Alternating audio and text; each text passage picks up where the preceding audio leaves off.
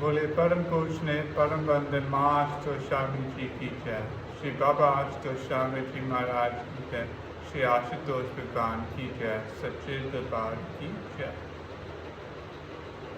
To all my brothers and sisters, I welcome you today to satsang, to this divine discourse where we discuss matters of spirituality and Dhyanam to help us progress on this path. And to each of you who are here listening, I give my highest respects, my highest regards for anybody who is seeking for self-betterment, to learn, to grow, to go on a path of spiritual development and spiritual growth, has my undying respect. Because the truth is that any real change has to come through spirit, has to come within. No true change has ever been external until that change has been internal.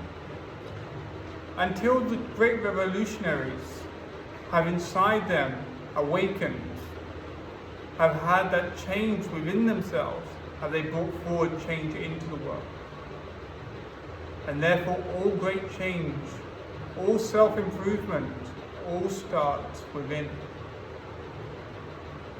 And when we look at ourselves, when we reflect on who we are, to many of us we like to believe that we are in control of our own destiny, that we are the ones making the choices, that we are the ones making our decisions.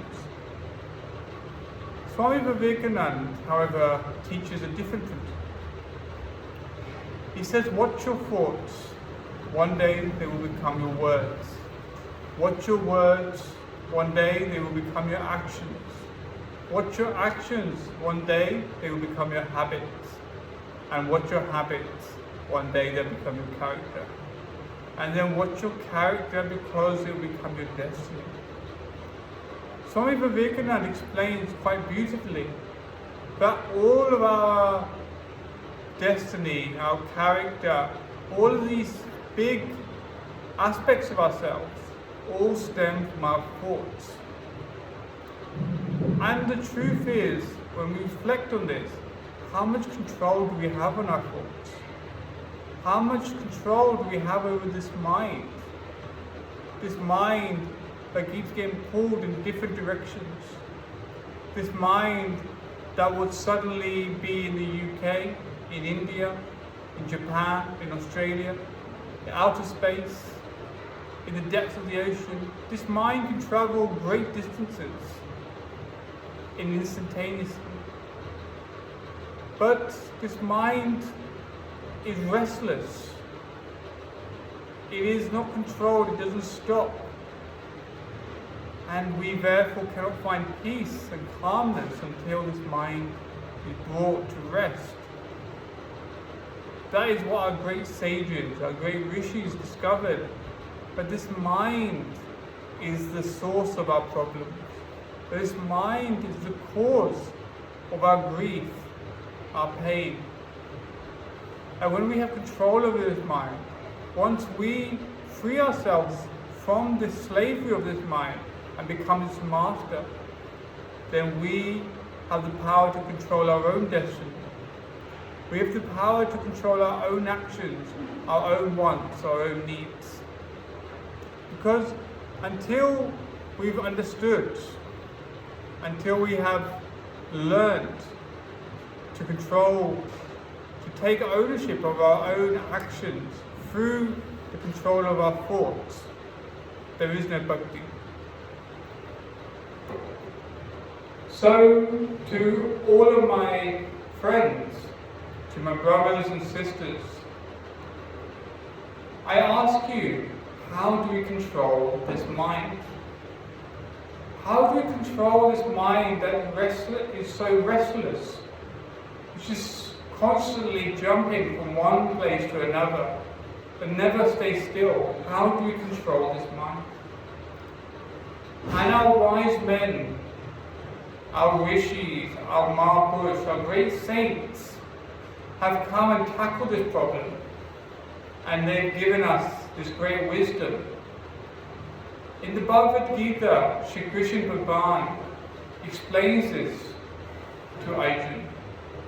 Arjuna, who is in this precipice, in this moment of battle, and in this moment of battle is confused, unsure of what he is supposed to do,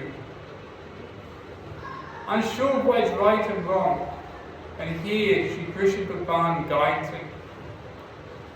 And at one point, Arjuna asks Shri Krishna Bhagavan, how can you control this mind? How can I pause this mind? How can I calm this mind? This restless mind that keeps jumping from one place to another, to one thought to another. How do I still this restless mind? Shri Krishna Bhagavan answers that this is indeed a Herculean task. It is indeed a difficult task to learn to control this mind. But he says it's possible through practice and through Veda, through practice and renunciation. Shri Krishna Bhagavan teaches that there is a way to control this mind, that there is a way to focus this mind, to be the master of this mind, and not let this mind be the master of us. Our scriptures teach us that there is a secret, there is a way that we can free ourselves from this restlessness, and that is through the path of Brahmyan. That is through the path of bhakti, the path of devotion, path of true Guru. Because this mind has the dirt of many, many lifetimes. For many, many lives we have gathered experiences, and from those experiences, from those actions, we have accumulated and created this monstrous mind which we have no control over. And to free ourselves, we need to free ourselves of those deeds. Therefore, Shri Krishna Bhagavan gives Arjuna this Brahmyan and says, Yate dansi samido agni basmasa kuru tejana jnana agni sarva kamani basmasa kuru tejata. But just as wood and fuel enter a fire and burn away, in the same way, in this Gyan fire, in this Gyan Agni, your deeds, your karma, your actions of many, many lifetimes will be burnt away. But to free yourself, you need that fire, that Gyan, that knowledge, that divine knowledge of Brahmyan, of self-realization, to know the One Almighty. And when we look at the life of Arjuna, Arjuna famously was the greatest archer of all time. He was the greatest warrior. There comes a story in the Mahabharata where he is in training and his Guru Dronacharya has Arjuna and other disciples.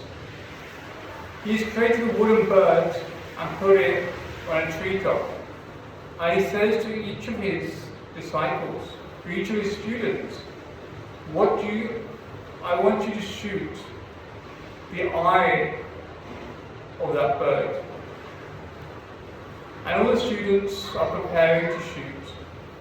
And Guru Dronacharya asks, he says, what do you see? To each of his students. One student says, I see trees and I see a bird perched on the tree. So says, I see trees and I see the sky behind it. They all see so many different aspects and angles of the same one target. But when he goes and asks Arjuna, what do you see? Arjun said, I only see the eye of that bird. But I see nothing else. That I am so focused, so attuned with what I need to do that I can only see the eye of that bird. That is the kind of individual Arjun was. Arjun was not any ordinary man. He was the highest of warriors, the greatest of fighters, one who had mastered great discipline in his life, to the point where he had that sense of focus.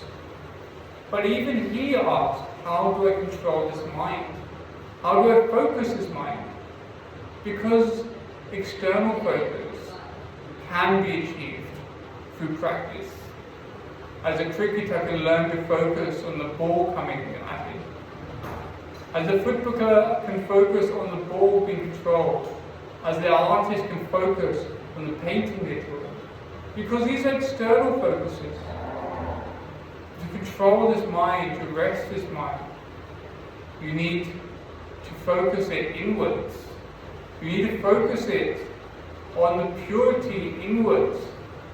And that is truly her healing path. That's why Sri Guru Gobind Singh, when he created the Khalsa, these warriors, these fighters, he teaches them that the greatest battle is not external, the greatest battle is within ourselves. That the greatest battle that we face is the battle with this mind. And in this mind, he points out 5 themes. Kam, Krodh, Lobh, Moh, and Dharma. Kamna, which is lust, desire. Krodh, which is anger. Lobh, which is wanting, greed. Moh, which is our attachment to things, to people. And Hankar, which is our ego. You see, these are 5 themes that steal our humanity from us. That these 5 things that are aspects of this mind of ours, which destroy us, which take us away from God, away from our peace, our eternal bliss. Those need to be destroyed. Those need to be fought against. And that is what a true warrior does. A true warrior does that internal battle. Because the person who has won the battle within themselves, the person who has fought and controlled this mind, then they have won all battles. But there is no battle in the world that can stop them. And our saints have shown this. Our saints who once they have mastered, once they have controlled their mind, have gone out in the world, faced great struggles, faced great oppositions, but they have never been deterred. They have never been weakened. They have always come out victorious because they had won the battle within themselves first. That is why they teach us that first you have to clean yourself. First you have to clean this mind. Man tum jot roop hai, apna roop pehchan. That mind, you are actually the form of light. You are purity. Recognize your form, recognize your truth. Return back to your holiness. And that will only happen once we are in control of our minds. Until we are in control, because until we're in control, we are slaves. We are slaves, and only through the grace of God, the grace of a Purna Guru, a perfect master, can we free ourselves. To many of you, I imagine you've heard the story of Moses. That in the Bible it is written that Moses came and freed the slaves from Egypt. But that story has a deep spiritual connection. Because the truth is that we are slaves, all of us, and we do not have the means to free ourselves. We are not capable of freeing ourselves. but by the grace of God, by the grace of the Almighty, in the form of a true master, a perfect master, of a Buddha Guru. God comes to us and frees us, guides us, gives us a path where we can finally control this mind and obtain the true bliss, the perfection that we have always meant to return to. Because we are the children of God. We are soul, we are not this mind. How we have become slaves to this mind is not important. How we free ourselves from that slavery and return back to the purity of the soul, that is a journey that we all must take. That is a journey that gives us meaning, gives us purpose. So how do we go about this? How does this mind get control? How can we bring peace to this mind? And this is through Brahmyan, this is through divine knowledge.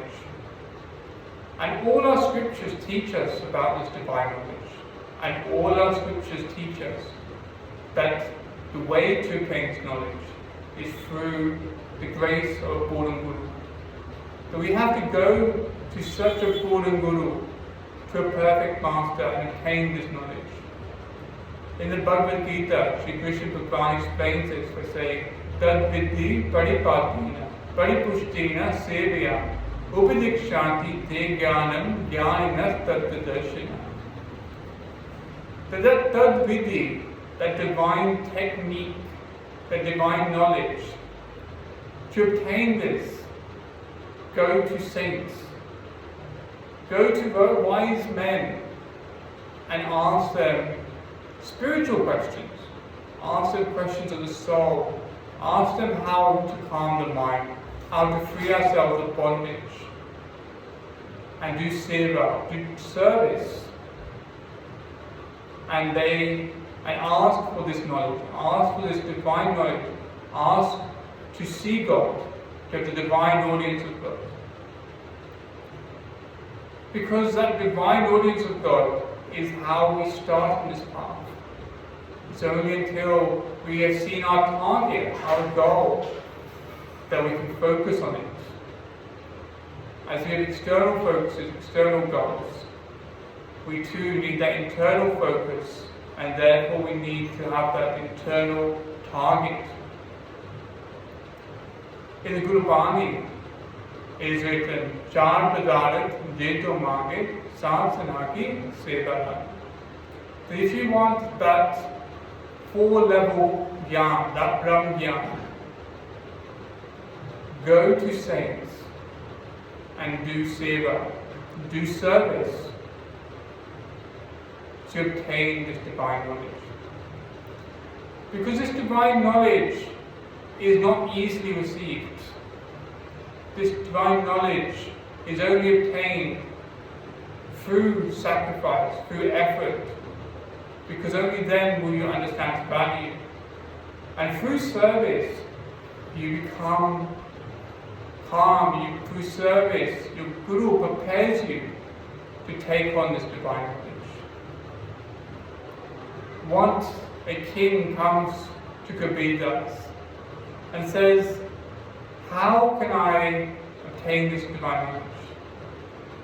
I've heard that this divine knowledge is so great, this Brahm Gyan is so almighty, that I'm willing to offer you a half of my kingdom. Half of my kingdom I will give in exchange for this knowledge. Kabir Das laughs and says that even if you offered me 3 kingdoms,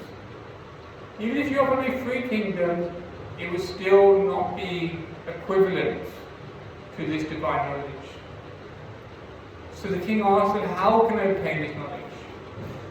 Kabir Das says, for that you will have to perform service. For that you will have to do seva. So the king, the Raja, devotes himself and does seva. And he does it with full effort. He cleans, he washes, he does whatever is asked of him.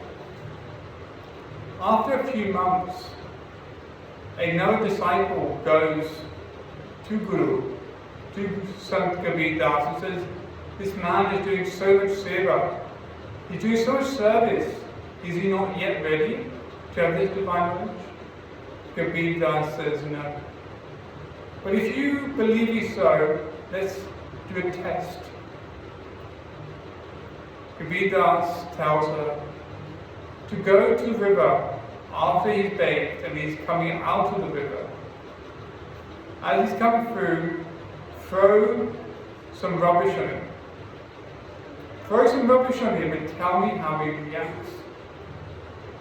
And therefore, from this, he goes to Kabir Das and says, as you wish. He then goes to the river, and as this Raja, this king, comes out, he throws his rubbish on the Raja and notices that the Raja gets angry. The Raja says, how dare you? How dare you throw rubbish on me? I'm a king. He says, if I did not want this Brahm Gyan, if I did not want this divine knowledge, I would have had your head for this. The disciple realizes that this king is not yet ready and tells Kabir Das. Later, a few months more go past, and the devotee, the Raja, the king, is still doing service. And now the disciple asks, well, is he not ready now? Kabir Das says, well, perform the test again. So he goes forth, goes to the river, and as he comes out again, throws rubbish on it. This time, the king does not react externally. He does not say anything, but you can see in his eyes rage. But in his mind, he's thinking to himself that when I obtain this jnana, what I will do to this person. And she informs Kabir Das, yes, he is not ready. More time goes by, more service has been performed, and now Kabir Das goes to his disciple and says, do you not believe he is ready? The disciple says, I'm not prepared to do any more tests. Kabir Das laughs and says, I believe he's ready. I believe he's ready, but just test him one more time, just to be sure. So the disciple again goes to the river. As he comes out, throws rubbish on him. And this time, the Raja says, thank you. Thank you for reminding me that I am just rubbish, that this body, this human body that I have put at such a high pedestal is just full of dirt. It only produces dirt. It only produces excrement. It only produces smell. It doesn't produce anything positive or good. Thank you for reminding me that I am full of dirt. I am full of dirt or negative thoughts, negative mind. Thank you for teaching me this. And then, once the disciple tells Kabir Das says yes, and gives him that divine knowledge. So in that story explains that through service, what Guru had done is he turned this king, who was filled with ego, and made him worthy of this knowledge, worthy of that divine knowledge. But he had to put in the service. In the same way, in the same efforts that we have to put in, Swami Vivekananda, in his search for this knowledge, search for a guru to give him this divine knowledge, went to over 50 gurus. Went over to 50 divine saints, asked them if they could show him God, and did not stop until he finally came to the abode of Sri Ramakrishna Paramahansa, who became his guru, who gave him that divine knowledge, which he went out and preached to the world. So to obtain this knowledge is not easy. Many have struggled for it. Many have spent their lives searching for it. But this Gyan, this knowledge, Shri Ashutosh Mayurji gave so freely, so openly. He gave it so freely and openly because at that time this knowledge was needed. The world needed saving, and only through this divine knowledge could the world be saved and was saved. That same divine knowledge, and Guru Baba Ashutosh Mayurji Maharaj and Guru Ashutosh Mayurji here in Nanda Ashram give this knowledge out to the world. They give that divine knowledge that enables you to see God, to see the target, and then to connect with Him. Because if we talk about dhyan, focus, many people say that I go into dhyan, I do dhyan, I do focus. But the question is, what do you focus on? For dhyan, true meditation, there are three requirements. The first is the object, the disciple who is sitting, who is meditating. The second is the target, the thing to focus upon. As Arjuna focused on the eye of the bird, as a cricketer focuses on the ball coming towards him, we too have to have that focus. We have to have the target, and that target is that divine light. That divine light is our target. But until we have seen it, until that third eye, that jukshu, which is represented by the billet, is open, we cannot focus. We cannot go into dhyan. And now you have the object, the person sitting.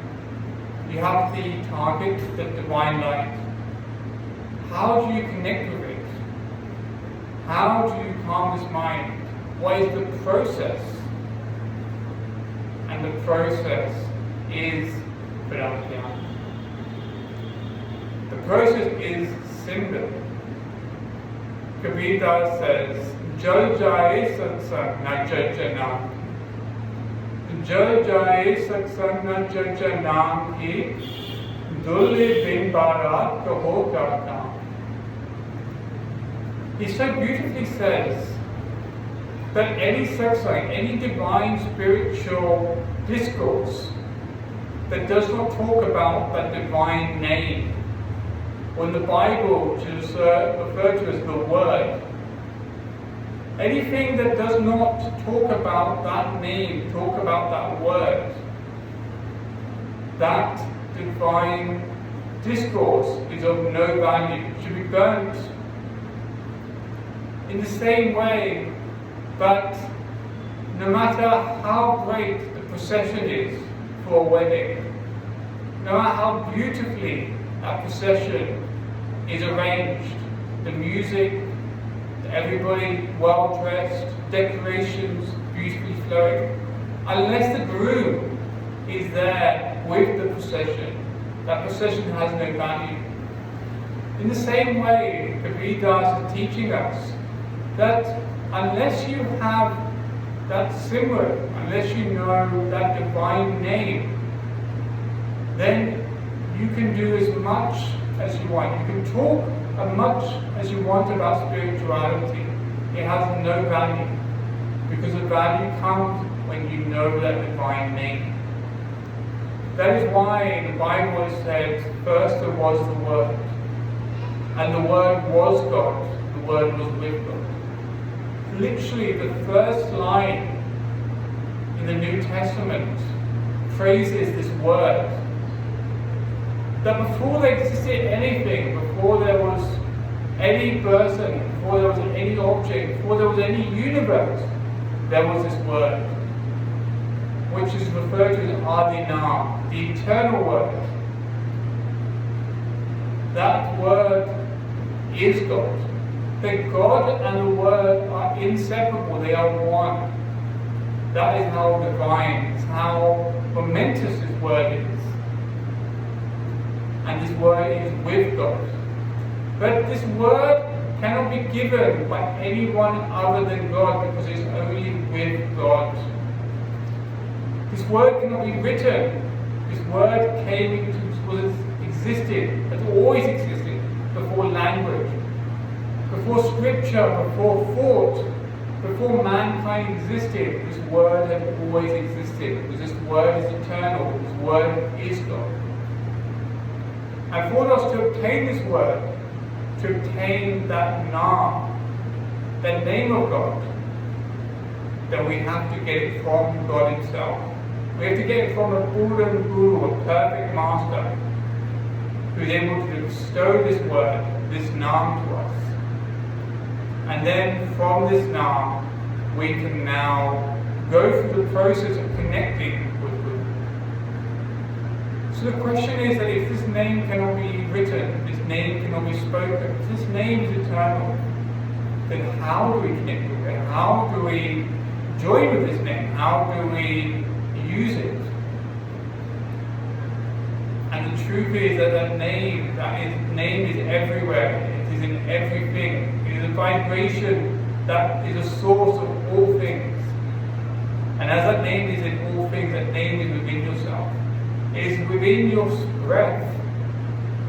That's why it says, Swaso ki mala me simero tedanam. But we talk about mala, beads. But the beads of our breath that we are always taking, that in each breath, that name, that word is constantly flowing.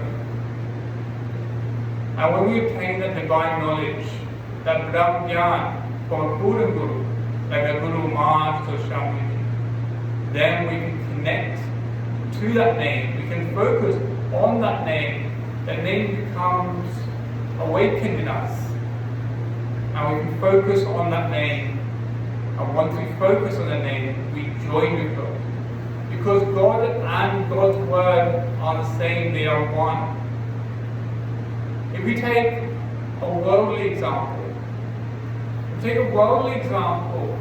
when I want to call somebody, if I will see a friend in the distance, I will call them by their name. I will call them by their name so that I can get their attention. So in the same way, if you wish for God, if you want God's attention, then you too need to use God's name. Either call God by that true divine name of His. And when you call God by that name, when you connect with that name within yourself, then you connect with God Himself. That name, that Nam, is the bedrock of meditation. We are taught when we meditate to focus on the breath, but it's truly the name that is within that breath that we need to focus on. And that is only awakened once we come into the abode of a Buddha Guru and attain that divine knowledge, that Brahma Gyan. Until then, we cannot truly meditate, we cannot go into dhyan, we cannot focus, we cannot calm this mind. It is impossible. That task can only be done with this divine knowledge. That is why our saints have preached this word. It's why our saints have talked to us about doing Simran. Simran, which is the constant focus on the breath, constant focus on the name that is residing within that breath.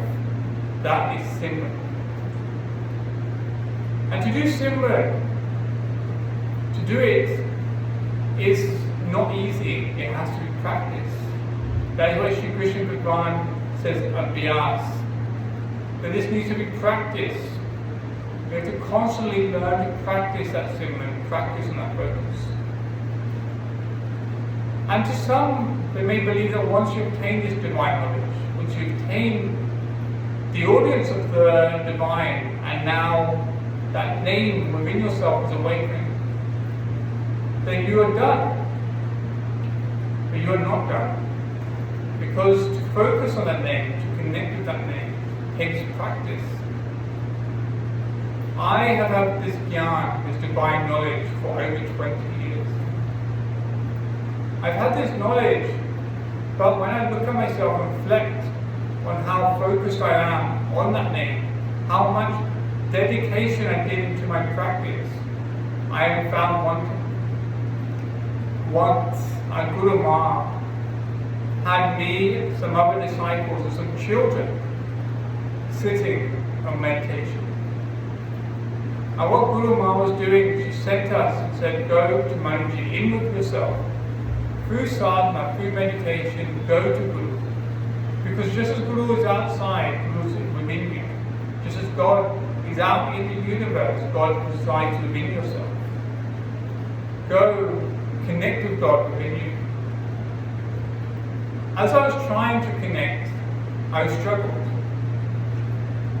And then Marge Toshamiji asked one of the children, a very young child, to go inwards, go to Guru, and asked, does this Swami, do I actually meditate? Am I meditating? Am I doing my simran as I should be? And he comes back and says, no.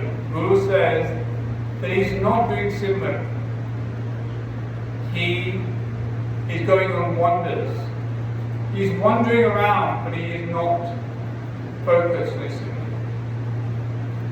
I was shocked that this child was telling me what was going on within myself. And when I took time to reflect on it, I realized that that was true. That I had attained this knowledge. I attained that Naam, but I was not focusing on it. Because the training, the focus, the practice is to drag our mind away from the world, from thoughts, from actions, and connect it back on that breath, on that simran, on that Naam.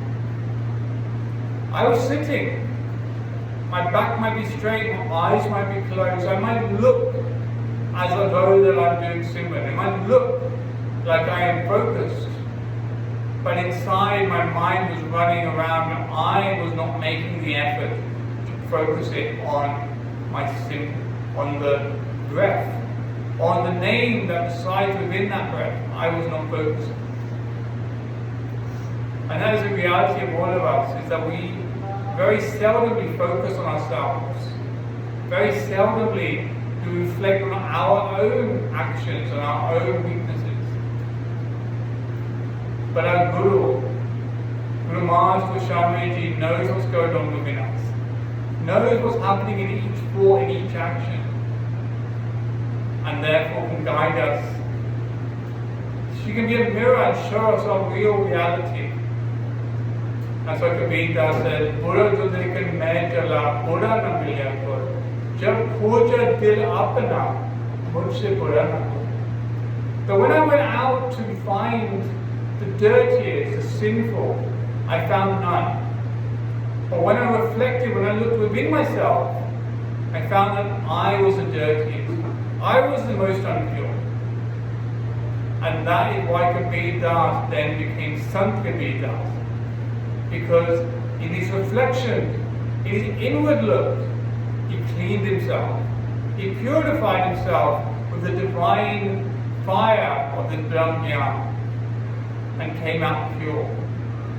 Came out wiser and purer, and therefore became such a great saint that his message now, even after all these years, is spread.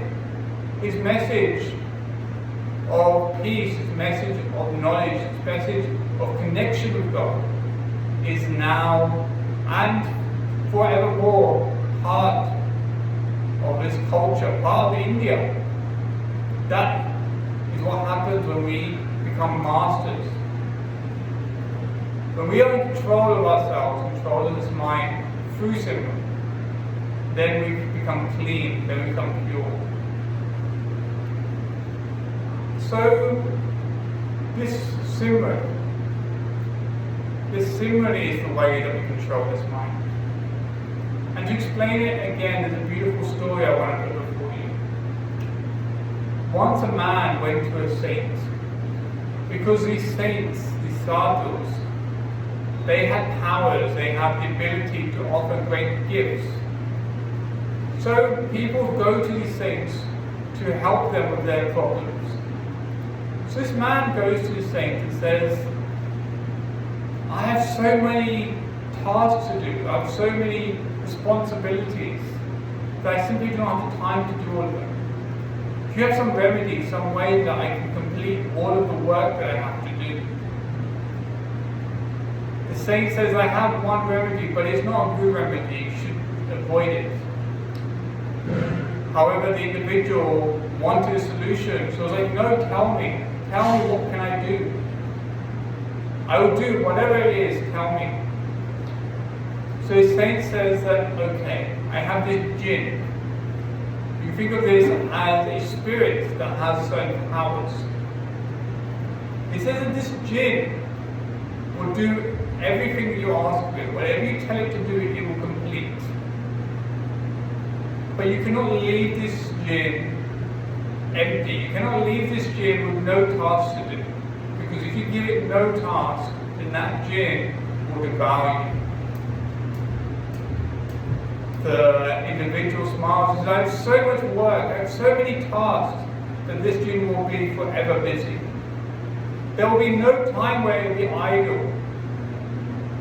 So he takes this spirit, goes back home, and puts it to work. Tells it to clean this, to wash that, to do the farming, to look after the animals. All the various tasks are given out. But what happens? Eventually these tasks run out. These tasks run out because this jinn is a magical jinn. This is a magical spirit. And therefore the spirit can perform tasks instantaneously. The cleaning is done instantaneously. The farming is done instantaneously. And now what happens is that this jinn is now idle. This jinn is left idle, and because it's left idle, it is now out. Now it's out for blood. Now it's out to try and take the life of this man. So what does the man do? The man runs back to the saint. He begs him that I have made a great mistake. How can I protect myself? How can I save myself? The saint smiles and says, well, this is what you wanted, right? He says, no, protect me, help me. The saint smiles and says, okay, there is a solution. What he does, he puts a stick into the ground and he says, command this jinn to go up the stick. And then once we're at the top of the stick, to go back down to the bottom. And so forth, back and forth continuously. And now jinn is constantly busy. The jinn is constantly in a cycle of up and down, up and down. When our Guru told us this story, she smiled and asked, do you understand its meaning? And I was unsure, and she said that up and down is your simran. That the only way you can control this mind, this jinn, which you have to constantly keep busy or otherwise it destroys you. The reason that we always are on our phone, always have to be up to something, to try and keep this mind in control, to keep it calm. But he says that actually once you learn that simran, once you learn to focus on that name within yourself, then that mind is in control. But that mind cannot devour you, cannot hurt you. That is the profound importance of this divine knowledge, the profound importance of simran. Our saints have taught us this.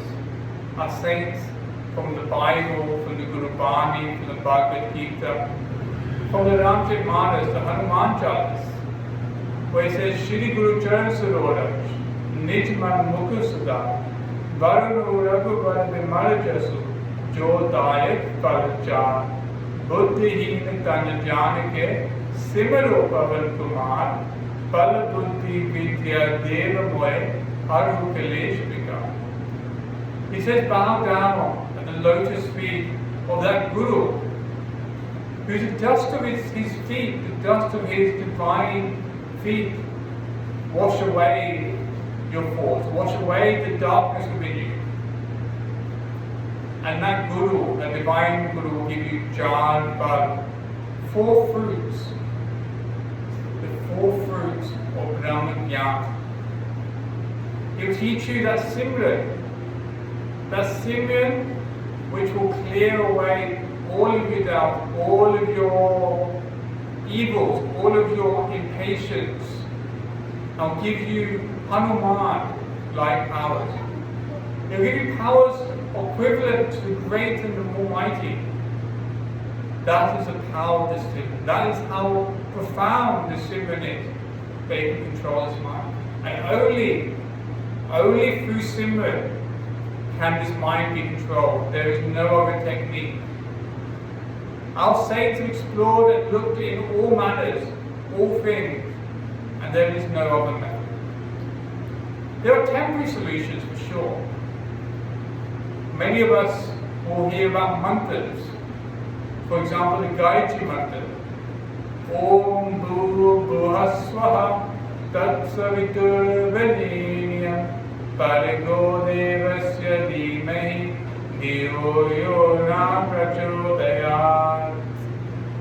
So this mantra, people recite, they recite it, and they will start feeling calm, peaceful. Because mantras are mantra, man, which is mind, and tar, to keep it calm. That is what mantra is. So mantras keep the mind calm while you're doing the mantra. While you're focused on those words, your mind can reach a state of calmness. But once that mantra stops, your calmness ends. How can I do that mantra that will keep my mind calm? Constantly keep my mind calm. Now for that we need to reflect on what the Gayatri Mantra actually is saying. The Gayatri Mantra is saying that I will focus on that light. I will focus on that divine light which will free me from darkness and take me to light. I will focus on that divine knowledge. I will do that Simran. I will connect. That is what the Gayatri Mantra teaches us. But what we do is we say the words, but we do not reflect on what the words are teaching us. This is the fault, this is the issue with all religions. Modern religion is focused on the reading of scriptures. It is focused on trying to understand religion through the teachings, through the experiences of others.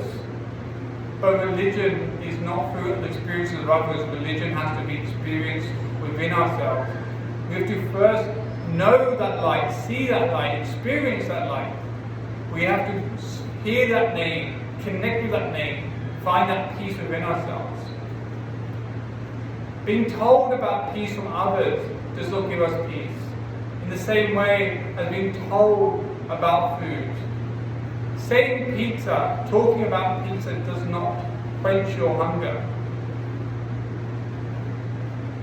Talking about water, listening to water, thinking about water does not quench your thirst. To quench your thirst, you need to drink water. To fill your hunger, to empty that longing, you need to eat the food. And in the same way is to obtain this peace, to obtain freedom of this impatient mind. You need to obtain this knowledge, not to read about this knowledge, not reflect on that knowledge. You need to obtain that knowledge and practice that divine knowledge. And then through constant practice of divine knowledge, then you can obtain peace. As our great saints have shown us that it is possible. As our Guru Maharaj Swami, Shri Baba Swami, Shri Maharaj show as living principles what can be achieved through this divine knowledge. This divine knowledge is the key to peace, to shanti, to freedom. And through constant practice of this knowledge, through dedication, that peace can be attained. And our Guru are living examples of that, of obtaining that peace, of reaching that great level through this divine knowledge, on going on this path that they have first performed before they have taught us. Their Guru Ma and Guru Babaji, our Guru Ashish Maharaji went as disciples, obtained this divine knowledge, did the practice, obtained that freedom, attained that peace, and can now teach us to go on this path, teach us how to connect. So to my brothers and sisters, this mind, the source of all your troubles, the source of all your pain, you need to free yourself of this, and that can only be obtained through Brahmgyan, through Simran, through that divine name that resides within your breath. Until you obtain that knowledge, until you connect to that divine name within yourself, there is no peace. There is no way of controlling this restless mind. And for that knowledge, to obtain that knowledge, you have to go to a boarding group, a true master, and you have to ask some spiritual questions. You have to do service. And for those who want this peace, who realize that my mind is causing me pain, I seek freedom, come to the abode of Guru Maharaj to Swami Ji, or Shri Baba Aj to Swami Ji Maharaj, and obtain that divine knowledge. Obtain that divine knowledge which will give you the key, the means to free yourself. Because power is not to be given to others, power is to be received and used. Guru gives us that divine knowledge so we ourselves can control our thoughts. We can be our own masters. That we can free ourselves through constant practice. So go forth, reflect on yourself, reflect on where all of these desires are coming from. Are these your desires or are these desires of your mind? Where is this restlessness coming from? Is this your own restlessness or this the restlessness of this mind? And when you reflect on this, and when you seek answers, seek a path to free yourself from that restlessness, to obtain calmness and peace, then the abode of Shri Maharaj to Swami is always open to those who want this divine knowledge. So here I will rest my words to my brothers and sisters. I implore you to find this knowledge, to awaken that divineness within yourself. And I implore those who have obtained that knowledge to practice with full dedication. Because through practice, only through practice can you obtain mastery. And only through practice can you obtain that peace, that calmness, that divinity. And here, I thank all of you for listening, for reflecting, and I wish you all the great bliss and fortune that comes on this path of spirituality. Bole Param Purush ne Param Vande Maharaj to Swami Ji ki jai, Shri Baba Aj to Swami Ji Maharaj ki jai, Shri Ashutosh Bhagwan ki jai, Sache Bhagwan ki jai.